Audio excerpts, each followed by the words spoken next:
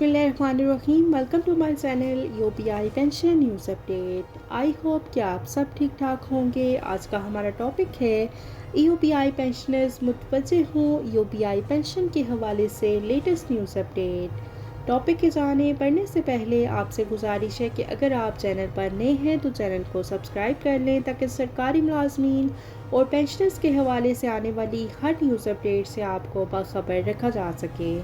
तो बढ़ते हैं आज के टॉपिक की जानिब। यूपीआई पेंशन के हवाले से ताज़ा तरीन न्यूज़ अपडेट।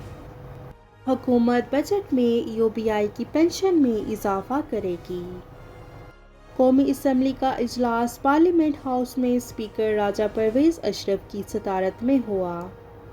कौमी असम्बली को बताया गया कि हुकूमत employees old age benefit institution UPI की पेंशन में जुलाई 2023 में इजाफे के तवज्जो दिलाओ नोटिस के जवाब में वज़ीर मुमलिकत बराए कानून और इंसाफ शहादत अवान ने ऐवान को बताया कि एक मशीर इदारे की आमदनी को मद्देनज़र रखते हुए यूपीआई के पेंशनर्स की पेंशन का तयन करने के लिए खिदमात हासिल की गई थी।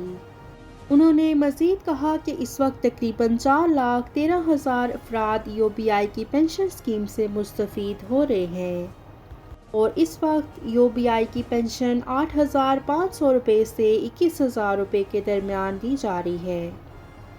वीडियो को लाइक कर लें। अगर आप चैनल पर नए हैं तो चैनल को सब्सक्राइब कर लें। मिलते हैं नेक्स्ट वीडियो में, तब तक के लिए टेक केयर। अल्लाह हाफिज़। अल्लाह निगहबान।